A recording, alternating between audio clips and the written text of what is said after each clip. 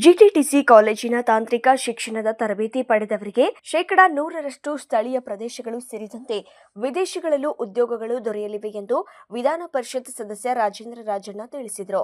ತಾಲೂಕಿನ ದೊಡ್ಡೇರಿ ಹೋಬಳಿಯ ಬಡವನಹಳ್ಳಿ ತಾಳಗುಂದ ರಸ್ತೆಗೆ ಹೊಂದಿಕೊಂಡಿರುವ ಕುರಿಹಳ್ಳಿ ಗ್ರಾಮದಲ್ಲಿ ಕೌಶಲ್ಯ ಅಭಿವೃದ್ಧಿ, ಉದ್ಯಮಶೀಲತೆ ಹಾಗೂ ಜೀವನೋಪಾಯ ಇಲಾಖೆಯ ವತಿಯಿಂದ ಸುಮಾರು 75 ಕೋಟಿ ರೂಪಾಯಿಗಳ ವೆಚ್ಚದ ಸರ್ಕಾರಿ ಉಪಕರಣಾಗಾರ ಮತ್ತು ತರಬೇತಿ ಕಾಲೇಜಿನ ಕಟ್ಟಡದ ನಿರ್ಮಾಣ ಕಾಮಗಾರಿಗೆ ಭೂಮಿ ಪೂಜೆ ನೆರವೇರಿಸಿ ಮಾತನಾಡಿದರು.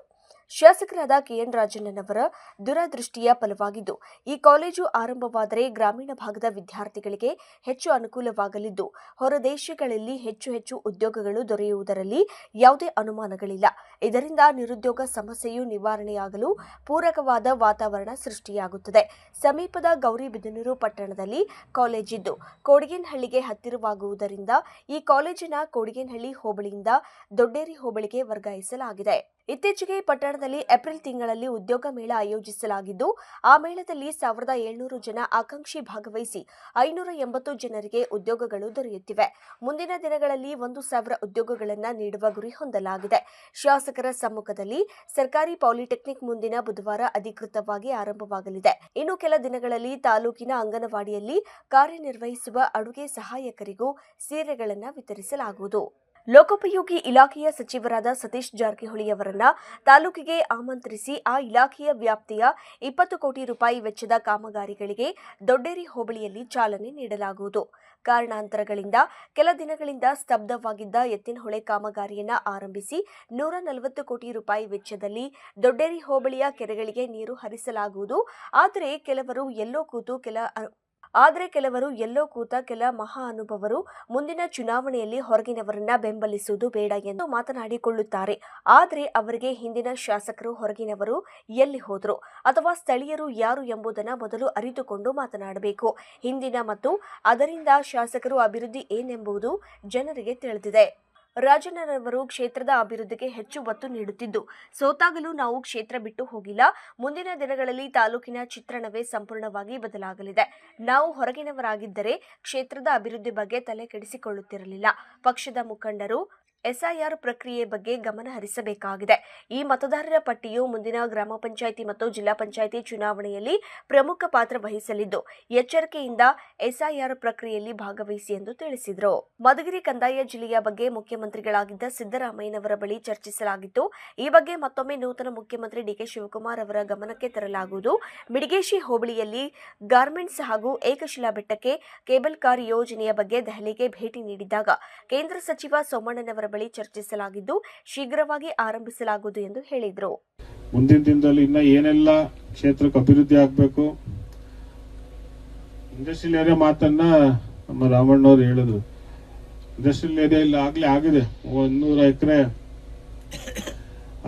ಅದಾಗಿದೆ ಯಾವ ಸಂದರ್ಭದಲ್ಲಿ 18ರಿಂದ 23ರಲ್ಲಿ ಅವಾಗಿದ್ದಂತ ಶಾಸಕರು ಅದನ್ನ 300 ಎಕರೆ ಅಕ್ವೈರ್ ಮಾಡಿ 380 ಎಕರ್ಸ್ ಅಕ್ವೈರ್ ಮಾಡಿ ಗೆಜೆಟ್ ನೋಟಿಫಿಕೇಶನ್ ಮಾಡ್ಬಿಟ್ಟಿದಾರಪ್ಪ.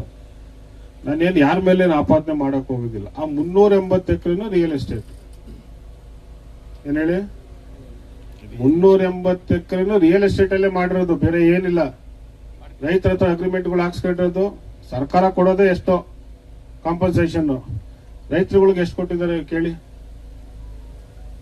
380 ಎಕರೆ ರೈತರುಗಳು ಯಾರು ಈಗ ಅಕ್ವೈರ್ ಆಗಿದೆಯಲ್ಲ ಅವ್ರಿಗೆ ಎಷ್ಟು ಕೊಡ್ತಾ ಇದ್ದಾರೆ, ಸರ್ಕಾರದಿಂದ ಅನುದಾನ ಎಷ್ಟು ಬರ್ತಿದೆ ಅನ್ನೋದನ್ನ ಮಾಹಿತಿ ತಗೊಬೇಕು. ನಾನೀಗ ಅದಕ್ಕೆ ಸಂಬಂಧಪಟ್ಟ KDB ಅಧಿಕಾರಿಗಳು ಮಾತಾಡಿದ್ದೀನಿ.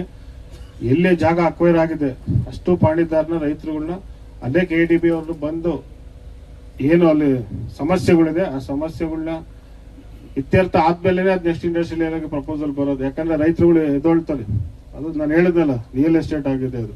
ಸೊ ಅದರಿಂದ ಅಂತವ್ರನ್ನ ನಾವು ಗೆಲ್ಲಿಸ್ಕೊಂಡಿದ್ವಪ್ಪ.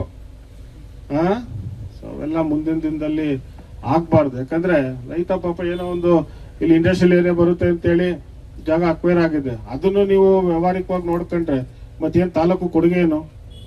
ನಾನು ತಾಲೂಕಿಂದ ಏನು ತಗೊಂಡೋಗಿಲ್ಲ ಅಂತ ಅಷ್ಟೇ ಹೇಳಿದ್ದು. ಏನು ತಗೊಂಡೋಗಿಲ್ಲ, ಎಲ್ಲ ಇಲ್ಲೇ ಬಿಟ್ಟವ್ರು. ಮುಂದಕ್ಕೆ ಬರುತ್ತಲಿ ಅಂತೇಳಿ ಎಲ್ಲ ಇಲ್ಲೇ ಬಿಟ್ಟಿರೋವಂಥದ್ದು. ಸೊ ಅದರಿಂದ ಅದಾದ್ಮೇಲೆ ಜಿಲ್ಲೆದನ್ನ ಏನಾಗಿದೆ ಖಂಡಿತವಾಗೂ ಅದನ್ನ ನಾವು ಸಿದ್ದರಾಮಯ್ಯ ಮುಖ್ಯಮಂತ್ರಿಗಳಾಗಿದ್ದಂತ ಸಂದರ್ಭದಲ್ಲೂ ನಾವು ಅದನ್ನ ಪ್ರೆಷರ್ ಹಾಕಿದೀವಿ. ಈಗ ಬಂದಿರೋಂಥ ಮುಖ್ಯಮಂತ್ರಿಗಳ ಹತ್ರ ಇನ್ನೂ ಜಿಲ್ಲೆ ಪ್ರಸ್ತಾಪ ಮಾಡಿಲ್ಲ. ಜಿಲ್ಲೆ ಪ್ರಸ್ತಾಪ ಮಾಡಿ ಮಧುಗಿರಿಯನ್ನ ಕಂದಾಯ ಜಿಲ್ಲೆಯನ್ನಾಗಿ ಮಾಡಬೇಕು ಅನ್ನೋವಂಥದ್ದು ಬಹಳ ವರ್ಷದ ಕೂಗು.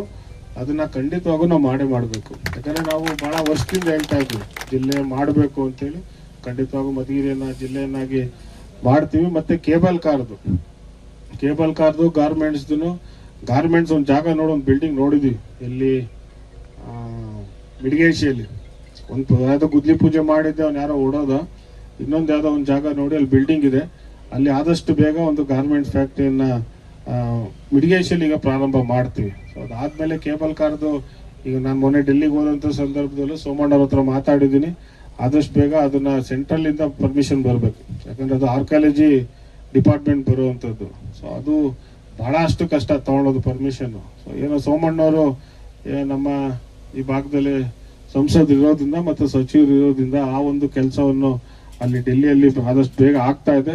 ಅಲ್ಲಿ ಪರ್ಮಿಷನ್ ಸಿಕ್ಕಿದ್ರೆ ಕೇಬಲ್ ಕಾರು ಪ್ರಾರಂಭ ಆಗುತ್ತೆ. ಯಾಕಂದ್ರೆ ಅದು ಜಾಗ ಎಲ್ಲ ಆಲೆ ಫಿಕ್ಸ್ ಆಗಿದೆ, ಎಲ್ಲಿ ಕೇಬಲ್ ಕಾರ್ ಬರುತ್ತೆ, ಎಲ್ಲಿ ಲ್ಯಾಂಡ್ ಆಗುತ್ತೆ.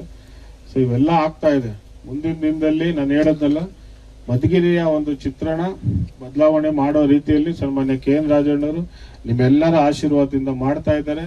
ನೀವೇನೆಲ್ಲ ಶಕ್ತಿ ಕೊಟ್ಟಿದ್ದೀರಿ ರಾಜಣ್ಣವ್ರಿಗೆ, ಏನೆಲ್ಲ ಆಶೀರ್ವಾದ ಮಾಡಿದ್ರಿ, ಆ ಮಾತಕ್ಕೆ ತಕ್ಕನಾಗಿ ಸನ್ಮಾನ್ಯ KN ರಾಜಣ್ಣವ್ರು ನಡೆಸ್ತಾ ಇದ್ದಾರೆ ಅಂತ ನಾನು ಈ ಸಂದರ್ಭದಲ್ಲಿ ಹೇಳ್ತಾ, ಈ ಒಂದು GTDC ಒಂದು ಒಳ್ಳೆ ಕಾಲೇಜ್ ಇಲ್ಲಿ ಸೊ ಬರ್ತಾ ಇರೋವಂಥದ್ದು ಈ ಭಾಗದ ಎಲ್ಲ ರೈತರುಗಳಿಗೂ ಅನುಕೂಲ ಆಗುತ್ತೆ. ಮತ್ತೆ ನಾಳೆ ಬೆಳಿಗ್ಗೆಗೆ ಜಮೀನು ಆಗ್ತಿದ್ದಂಗೆನೆ ಕಾಲೇಜ್ ಬರ್ತಿದ್ದಂಗೆ ಆಟೋಮೆಟಿಕ್ ಜಮೀನ್ ರೇಟ್ ಜಾಸ್ತಿ ಆಗುತ್ತೆ. ಯಾರು